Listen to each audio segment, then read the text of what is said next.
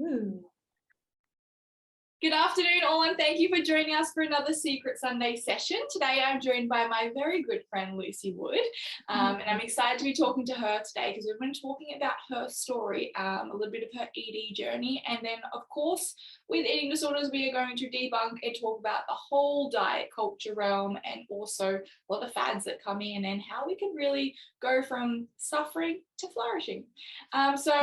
No further ado, let's talk to Lucy. So Lucy, welcome. And then also, to start us off, who are you and what is it that you are doing? I love this question because I actually find this quite challenging to explain myself. My name's Lucy Wood. As you can tell, I'm English. I have a podcast show called The Miss Lucy Wood Show. So I'm a big advocate, big speaker and believer around talking about conditioning in the mind. So why we've created different mental sort of health or where we've got these patterns and behaviors from. I'm all about deep, honest conversations as well. So I often have guests where we could just go on another tangent around the most wildest things, but I think it's more things that people want to talk about, but yet we've also been conditioned not to necessarily feel comfortable to talk about. And I think with the beautiful platforms that we have now, it's the best gift to ever use to speak our truth and our voice. So that's a big part of me. I also, I often do public speaking around obviously those kind of pieces. So the more I can use my voice, explain, and sort of help empower people, to go back to find their dreams and their purpose, because that's what we're here for at the end of the day. So yeah, that's me in a nutshell. I love that. And we were talking about this before, helping people to really flourish and define their purpose. We all, I think, enter this world thinking that we've got to be here for a reason. And sometimes looking for the answer can be so confusing and so confronting. But I think we all really know generally inside what we want to do, and we just got to realize that we can do it. On that then, let's talk a little bit about your story, because I know we've spoken and you've had an eating disorder in the past. How did that come about, and what sort of eating disorder did you experience? Yeah, so I, at the age of 8, so I'm 31 now, at the age of 8, a best friend and I at the time were very close, and we just started getting into patterns of weighing ourselves. And that's kind of where which is, each their own, it's whatever you feel comfortable with. But that's when I recognized my obsession around weight and food came into flourished, really. And there's a lot of sort of different things that happened, but I have reflected on it a lot, like most of us.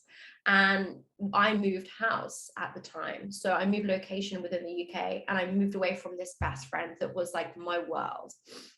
So to move away from her, but also becoming slowly into kind of this obsession, just exasperated the whole situation, right? I had behavioral problems. I just wanted to talk. I didn't really want to concentrate, and I was bored. My mind was bored. I was curious with people. I didn't understand why I needed to sit down and learn maths and all these things. And I didn't have enough compassion and love for myself. And that's kind of what we're responsible as humans, like I went down the name blaming situation with my parents, which is just not a great place to be, but I know naturally that's something you can do as well. And I would say my 30th birthday last year was like a reality check, because been in and out of therapy, had a lot of great therapists, a lot of talking therapy, hid it from my family until I was 14, where I was like, Mom, I need help. And I went to a therapist with my mom had a therapist, and we didn't really talk about it. It was like a secretive thing at home. It was like, Lucy's not eating again. We wouldn't talk about it. So I really saw it as like my absolute deepest secret, that I either binge eat and make myself sick, or I would starve myself. And then I made the decision to move to Australia just under 2 years ago, actually. It's nearly my anniversary. And I was like, I need to fully look after myself. Like, I need to take responsibility for this, because if I ever want to have children, there is no way I'm passing this down onto them. This stops at me, because often these things are picked up from habits and behaviors at some part of your family. And I actually got a health scare where I got some results that said I had low fertility rates. And for me at the time, not trying for a child, you know, one day I'm sure I'll have a beautiful child, but not right now. And I was like, wow, even my body is like, you're not safe enough to create a home for a child. And I was like, what am I doing? Like, this is self-inflicted. So I spent a lot of time and a lot of compassion for myself, a lot of really, I actually got addicted to making myself sick. I actually got into a routine of, I even know the days a week that I do it. I'd get to Tuesday and I would have been bored of my day job. And that would be the time when I start binging and making myself sick on the Tuesday. And then I'd probably do it again on the weekends. Because by then I'd be like, it's the weekend, oh gosh, panic, going back to work again, not having a purpose or a guidance of what I want to do. And I got really fed up with that pattern, you know, like a swelled up face. It was just all over the shop. So yeah, last February was the last time I made myself sick. And I remember saying, this is absolutely the last time. And yeah, I mean, it's been, you know, interesting when it comes to birthdays and Christmases where there's all the food in the world and everyone else is conditioning around food, you know, have another bite. Why are you not having seconds? And actually, I'm the only person in charge of my body. So you have another slice if you want one, but I don't fancy it today, you know? So that's kind of my eating journey. Firstly, congratulations, like almost 12 months since that last moment that you really said, like that's phenomenal. And that's really hard for a lot of people, but know that you've transformed that around and really changed that in your life. That's incredible, because I think us that have gone through an eating disorder as well know how hard that can be to make that decision and stick to that decision. So good on you. I want to talk about that initial moment when you decided to ask your parents for help. That is a big moment. What do you think, what do you think made you go to your parents and ask for that help? Like, what was that mindset? Firstly, if anyone is at that point right now, please just do it, because it seems like this most scariest thing in the world. Your mind is thinking, I'm going to lose control, they're going to force me to eat, or whatever it is that you're doing it for a reason. My parents were very classic British parents. My mum was anyway. We don't talk about emotions, we don't talk about feelings, we don't talk about sex. We might talk about sex once in a while if we have to. So whereas I talk about everything, as you know. So I don't know where I've come from, but she would often say to me in a really angry way, like, why don't you just pick up and eat a Mars bar? And I don't know if you have Mars bars over here. It's like a chocolate bar. Yeah, right. Okay. And what? Like, why would I pick up a Mars bar? Like, that just seems like climbing Kilimanjaro. Like, what? She'd just say these like outbursts because she emotionally couldn't regulate herself, which I've learned a lot. And I actually feel now a lot of compassion for her. And so we would just fight all the time about it. And then she stopped talking to me, and dad would be like, my dad, bless him, couldn't communicate his emotions too well either, but he'd be like, oh, your mom's just very sad at the moment. And I'd be like, I know why, because of me. They could hear me making myself sick all the time. And so, and looking the same weight as well. So it got to just one point where I was making myself sick after every meal. I was 14. I had become obsessed with weighing one particular number from the age of 8 through to 14. I had never had a period. I was just crawling every day. I was literally crawling. I was hugging every radiator, so every heater possible, because I was freezing. I had hair all over my face. Because naturally you grow more hair, right? Like, because your body wants more insulation. And just one day I just said, Mom, I need to see someone. And then I saw a therapist, interesting one. But it kind of just, oh my gosh, never ask me to draw how my emotions are in a sand pit ever again.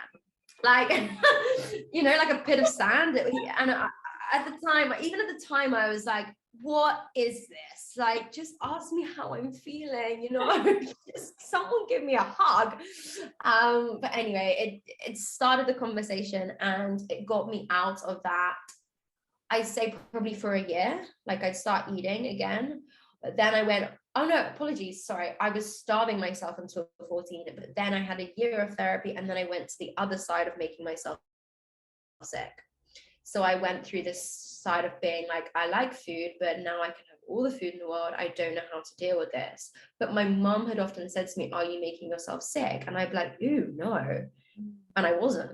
But then I thought, I'm going to start making myself sick. So yeah, that's kind of how that journey started. And yeah, it's just been, yeah, those two And patterns really. it's so funny. A lot of people don't talk about eating disorder recovery and the implications you can have. Certain things, I went through the same thing. When you realize that you want to recover, you start to recover, and then you realize you can have all the food in the world, you don't have that self-control. And then all of a sudden you start binging, and then you start purging, and you get into this another cycle because you have that addictive personality. So anything that you stick to, you're going to stick at it. And Yeah. I found it really hard to talk to people about my binge purge cycle after my recovery because I felt embarrassed. Like I've been starving myself and then feeling like I still wasn't this thin figure, and then going into binging and purging where you were eating so much you felt like a pig. And that's where people don't talk about this. And I've been a real advocate to try and start this conversation because a lot of young girls go through this, and it's really sad that they don't talk about it. Well, I mean, thank you for sharing your journey as well. You know, it takes a lot to feel comfortable about talking about these things. And so how did you then come to the point of talking about your purging in such an open way? Literally, it only took probably like the last 18 months to talk about it. A girl reached out to me and said that she was going through, that binge purge after she'd recovered, and she felt embarrassed. And then I was just like, let it all out. I was like, wow, like I went through that as well. And because I'd never heard anyone went through it, so I never really opened up about it because of that embarrassment. And then I went through it with my therapist saying like, I'm going through this and I feel really embarrassed about it.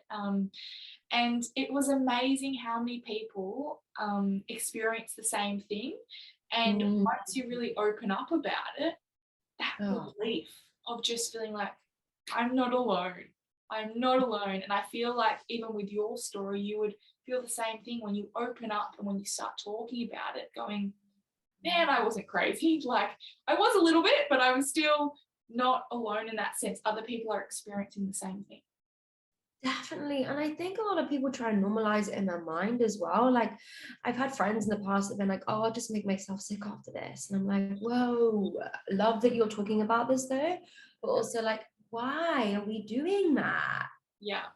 It's so sad the amount of girls that I hear even in the workplace sometimes that don't eat because they know they're going out that night, or they starve themselves like it's just normal conversation because they want to get a certain figure. And I look at it and go, how is this conversation still happening? Like 8 years on in my journey, so many years on in so many people's journey, and we're advocating for it so much.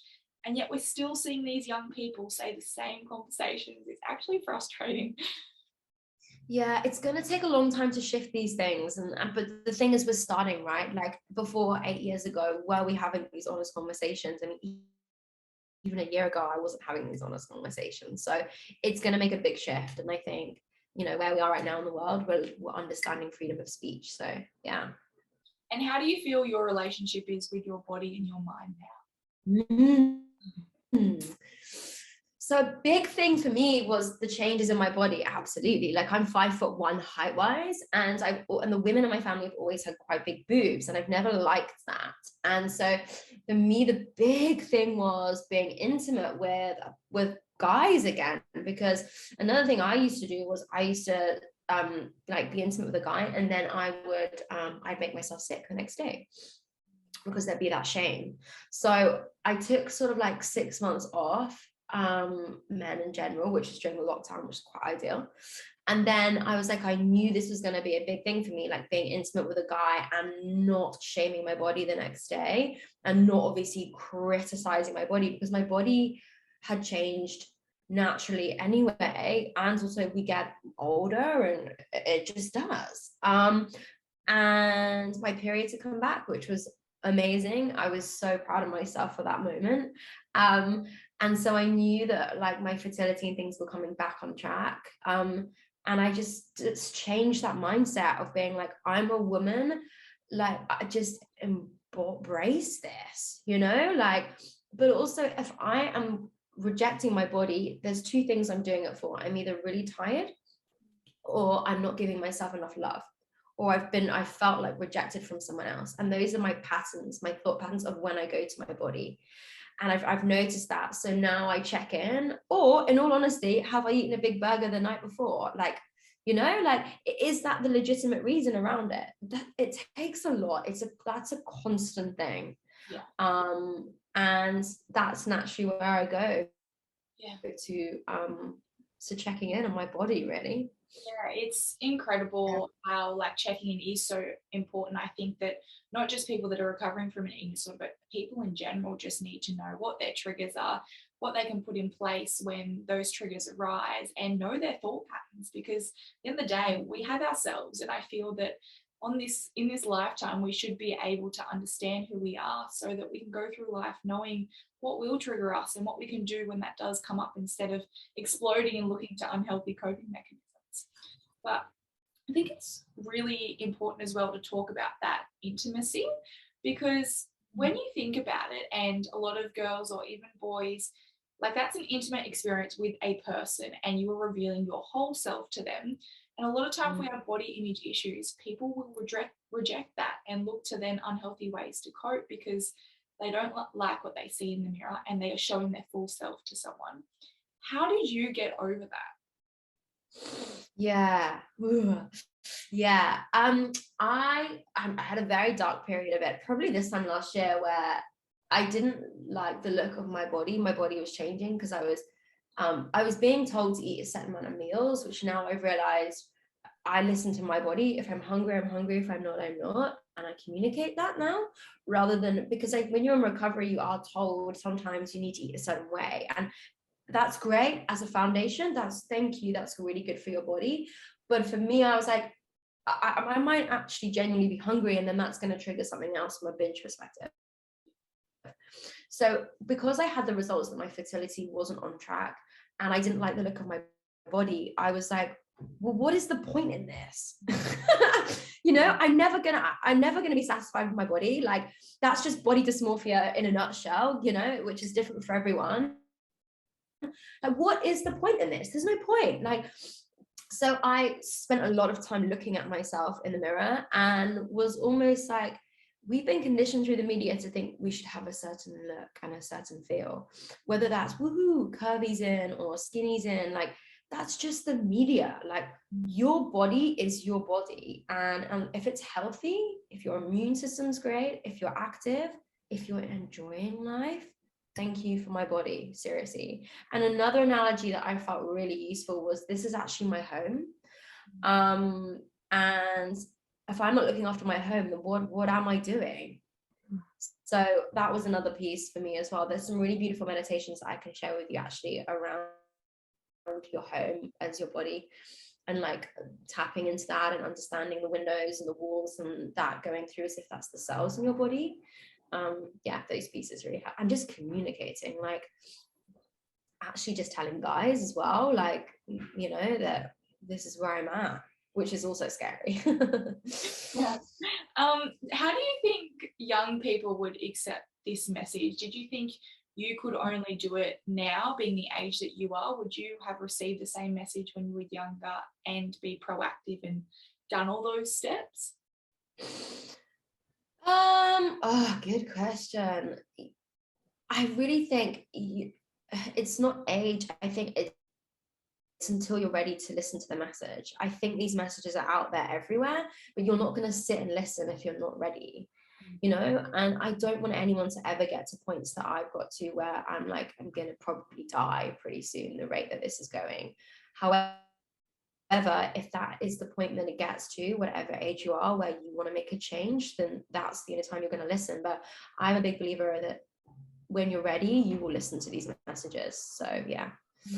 No, I completely agree with that. There comes a point where I think people get fed up and they've had enough, and it doesn't really matter what age, you just reach that point when you're ready. Now, going forward and looking back at your whole eating disorder journey, what do you think are the big takeaways that you've learned about yourself and your eating disorder experience? I've not thought about this in a long time. This is great to have this conversation today. What I've learned, and I'm still working on this, is asking for help. Like, I think maybe this is something that's conditioned a lot of people that suffer from eating disorders, but asking for help is a big, scary thing, even if it's like moving house and asking for help, or, you know, I'm learning that still. A big thing for me is actually working out what works rather than listening to all the noise from different people. Like, you'll get people giving you all this feedback around what works for them, or you'll actually get people telling you that you're fine. And if people are telling you that you're fine and you don't feel like you are fine, then listen to that, because someone might think it's normal. You're the only one that knows that it doesn't feel right. And it doesn't mean you need to talk to your mom or your dad or whoever's in your life. You could ring up a helpline, you could speak to a total stranger like a doctor, or even just a friend of a friend. If you start that one conversation with someone that you trust, that will just open up so many doors. It might not be immediately, but it will open up so many doors for you, and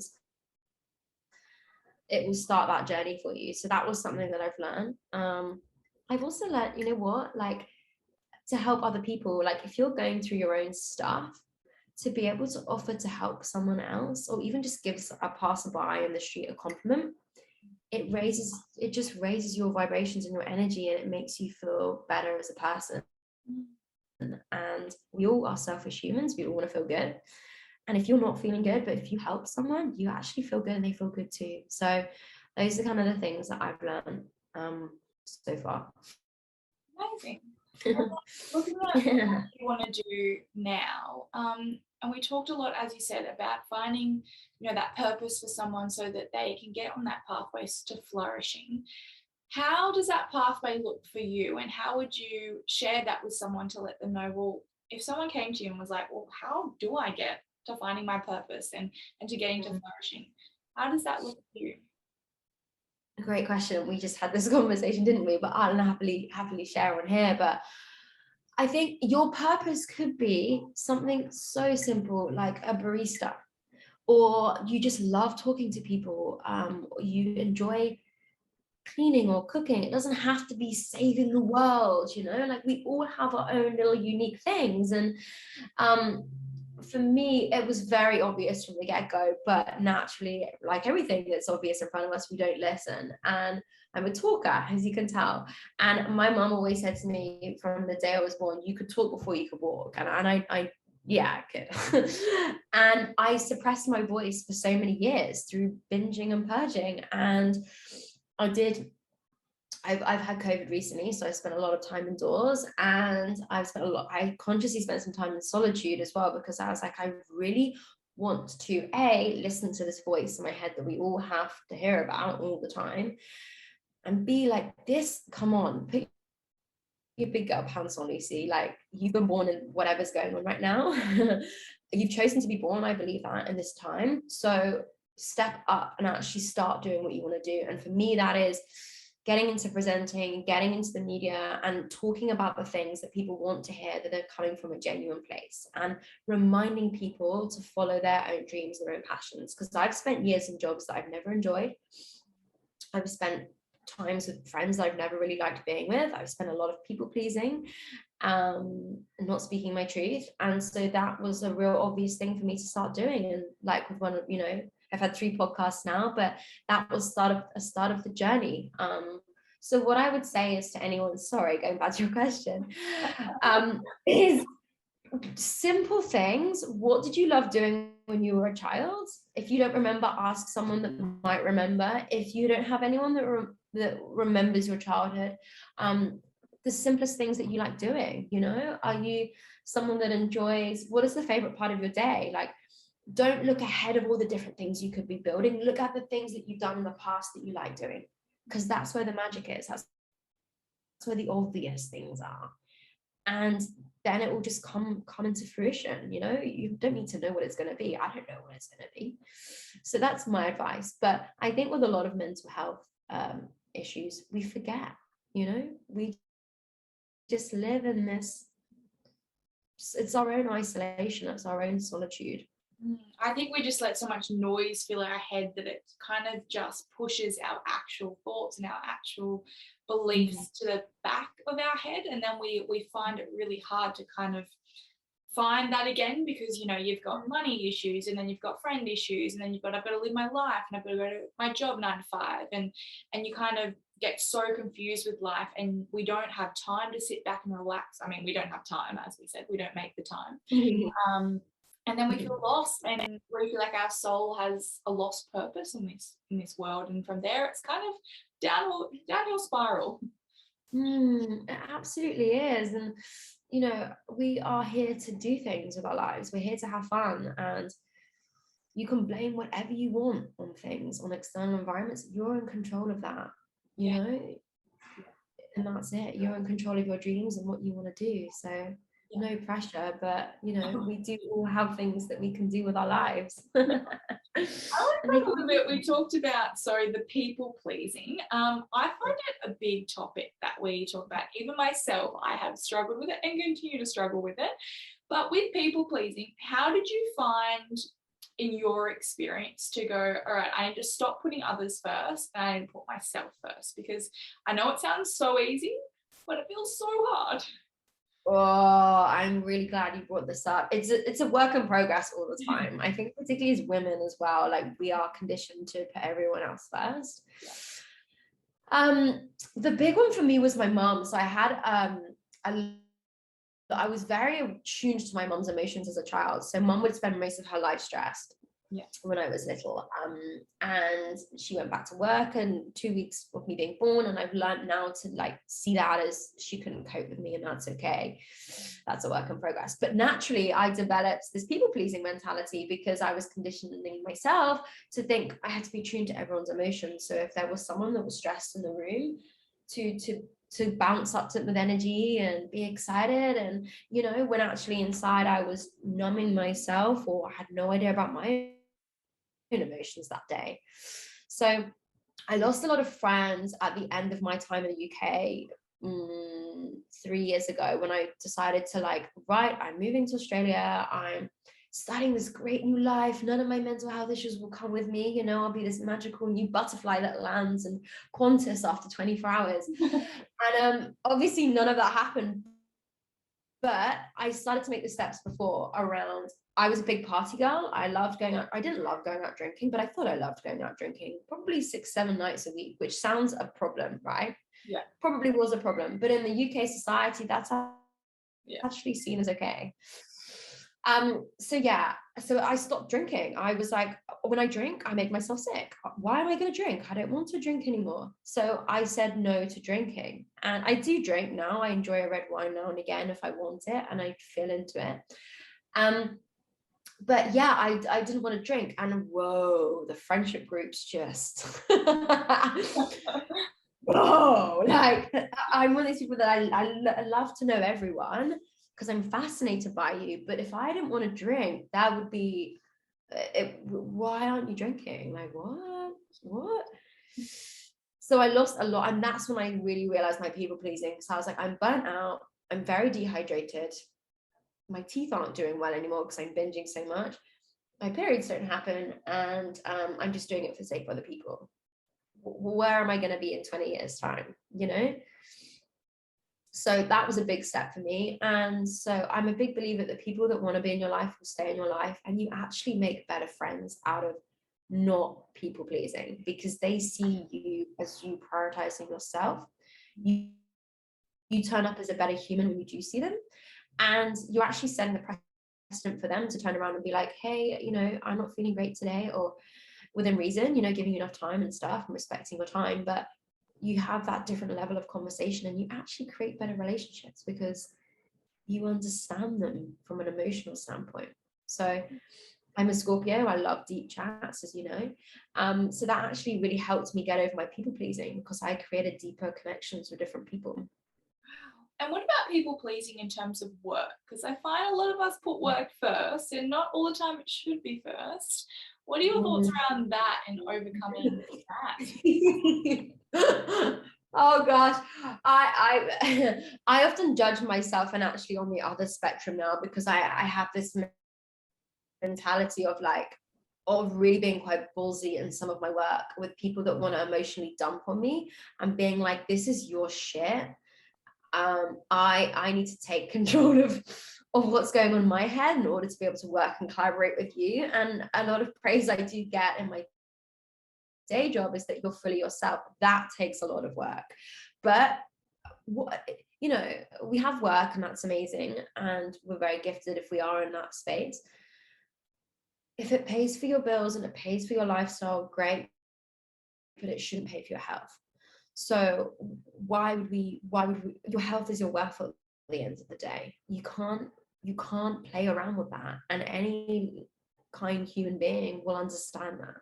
So I think we're getting a lot better, and maybe that's just because I've only worked in Australia since we've had the pandemic, but I think this side of the world is a lot more compassionate to that. If you just turn around and say like, I'm not checking online until 10 o'clock today, I don't feel great. And if that seems really scary and you're worried about losing your job, trust me, do it. Because other people will be feeling the same, they just won't have the confidence to do it. I mean, if you're saving lives, that's a different conversation, but you know, if you if you are in that position, speak up, because the world needs to hear that. Our health comes first for everything. Yeah, I'm probably I feel very much the same, and I hear a lot of people talk about the same thing, going like, but I can't say no. It's like, well, you can. I mean, at the end of the day, you do have that decision. Sure, it can be a difficult decision, it can be hard to make, but at the end of the day, that decision is up to you, and you could decide to do whatever you want right now. Like, you have that power. It just depends on what you decide to do. But it can be scary, because I know, as the society that we live in kind of feeds us that money makes the world go round. So we need to be constantly striving to be making money, making more money, so that we can get what we want. But if we're making all this money and never able to spend it, or never able to enjoy our life along the way, who's to say we end up on our deathbed in a hospital going, all I did all these years was just make money, and I don't die with my money, so what's happening now? Exactly. And also, what are you spending it on? Like, you know, I am someone that enjoys making money. I do, but I often question myself. I'm like, am I spending it on a new vacuum to look cool? You know, like, am I getting a new car to look cool because my friend has one? Like, why does that matter? Yeah. That Yeah, doesn't that's right. matter. If I was, yeah, exactly. If, I mean, then I went the other spectrum and really went over the top with personal growth courses. That was also too much. You know, because we also have that mentality of like, we're always broken. We're just human beings, just living a human experience. Like, we're all going to be broken. No one's ever going to be fully vexed. But the best way to get over, to start growing, is to have these conversations with people. And if you are tired and you don't want to log on and you want to have an extra hour in bed, communicate it. Yeah. If you can, you know, if you're in a position to, Yeah, and I think it's so important as well to know that if you don't want to clock on yet, and you want to just sit in bed, don't just sit in bed and scroll through social media or in that detoxic environment, or certain diets online. Like, that environment is a whole different conversation that I want to talk a little bit about now. How do you find diet culture? What are your passions about it? Because I know we could rant about it forever. But what is your feeling about it? Last time you know what, I caught myself the other day. I was listening to a podcast and the woman was talking about her what she eats in a day, and I felt myself about to click on the YouTube video, and then I was like, no, because no. Like, would I be doing it for cooking inspiration? I'm not much for cook. Or would I be doing it for literally being like, oh my god, she has 2 green smoothies a day and she's this, I'm gonna have 2 green smoothies? Yes, that is exactly why I'd be clicking on that video. So no, thank you. And that's not to say shame anyone that does that if it's coming from a place of, you know, kindness and sharing what they're doing, then okay. But for me in diet culture, I stay away from it. So I don't weigh myself. I've had situations before, but recently where people have been like, oh, you know, you can measure your progress and these things if you weigh yourself. And I'm like, no way am I getting on a scale, because I am someone that obsesses with numbers, whether that is anything. That's just something I've always enjoyed. Like even as a child, I'd learn all everyone's number plates and car number plates and read them off to my parents. I know, weird stuff.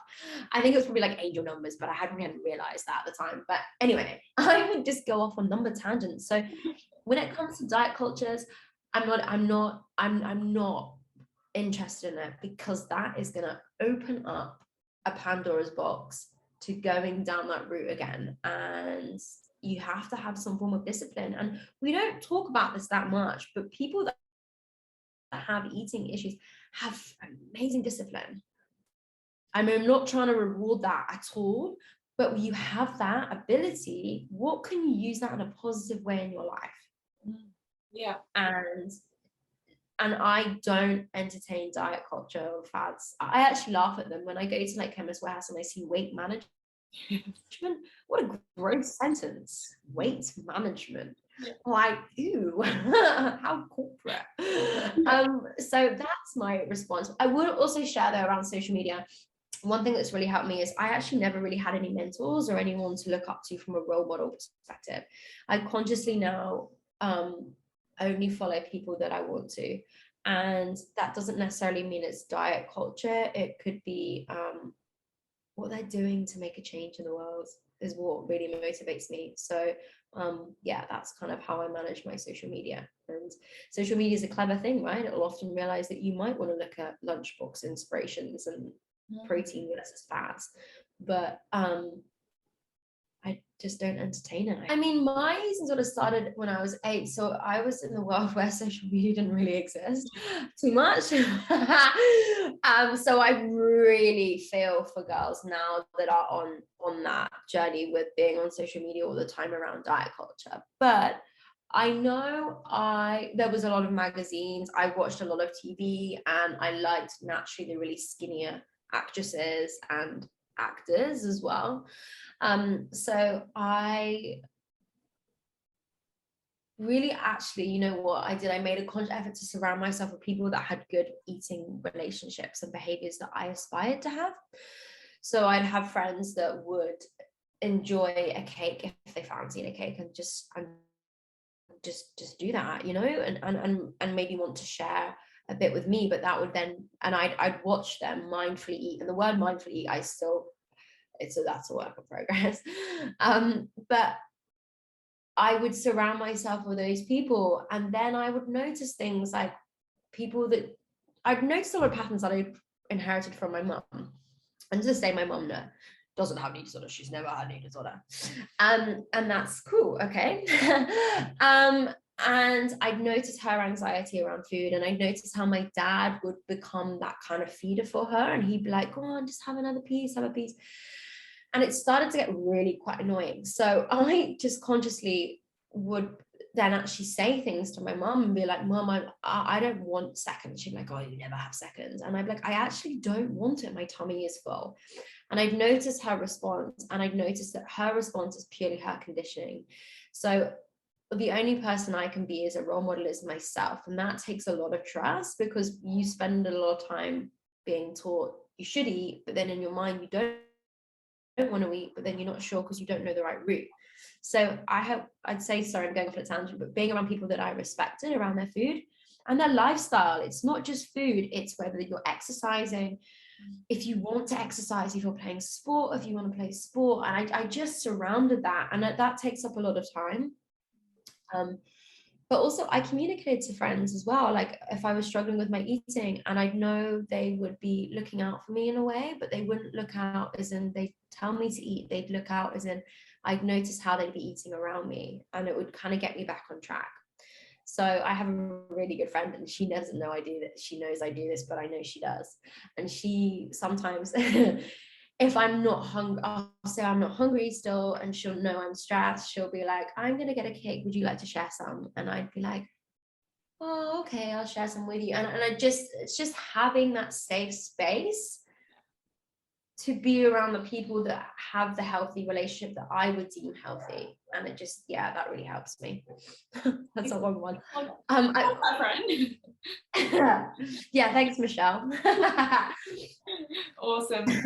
And to wrap us off and to finish us off, because it's been an amazing conversation and a big conversation started that I think needs to be had, and we need to be pushing these conversations. But is there any tips or sort of little advice that you would offer to anyone that is kind of going through their eating disorder at the moment and just feels like, I don't know what the hell I'm doing with my life, and I don't feel like I have a purpose? What can they do? Oh gosh, I feel teary thinking about that.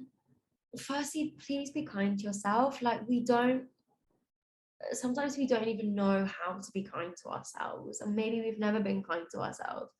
So I know a lot of people talk about journaling. I was so anti-journaling all my life, but if it's not journaling, if it's listening to your thoughts and just being still for 10 minutes terrifies people. You can be still in silence for just 10 minutes and just listen to your mind and all the negative stuff. Would you say any of that to your friends? Probably not. And that is a place to start and realize that you are so much better than that. You don't need to put your worth on external things or what other people are thinking. You have to just put your worth on yourself. And if you're at a point now where you are so tired, your body does not feel, you don't know how you want to feel really, then reach out to ask for help for someone. And like I said before, it can be a friend, it can be a friend of a friend. Just say, I don't feel great. And if they don't respond in the way you want them to, try again with someone else. Don't let that knock you back, because some people equally don't have the right headspace to be able to help you, and that's okay. Keep going, and anyone's welcome to slide into my DMs. I know you can share my Instagram and stuff if they want some pointers, because there's a lot of amazing people out there that want to help. So yeah, and what you're creating actually is incredible. So there's a lot of people that will really grow from that. So yeah, definitely. That's my advice.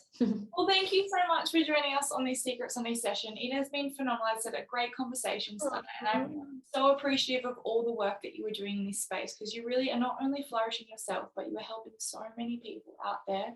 And it may not even be obvious, but you are impacting so many lives by just using your voice. So thank you so much. Oh, thank you. And so are you as well. This is an amazing platform. So I'm privileged to be asked today. So thank you for having me. Of course. And where can people find you? Get a little there, but let's do a little plug. Where can they find you? I've taken a bit of a break off the podcast over Christmas. I'm just kind of working out where I'm going to be, but just go on my Instagram for now, which is Miss Lucy Wood _. And we're working out where I want to do the new show and stuff in the new year. But yeah, just try me on Instagram for now, and you'll continue to watch where things pan out. Amazing. Well, once again, thank you so much. And thank you everyone out there for joining us for another Secret Sunday session. Know that there is help and support out there. As Lucy said, if a friend or a loved one is not giving you the response you need, there is services like the Butterfly Foundation, Inside Out, Kids Helpline, and even the Black Dog Institute. I've heard is great as well. So just know that you can get help. It's very hard to ask for help, but sometimes we just need to take that leap of faith and just give it a go. Because if you're not feeling right, you need help and you deserve help for that. Yeah. So thank you everyone for joining in, and we will catch you next time for another Secret Sunday session. Bye, guys.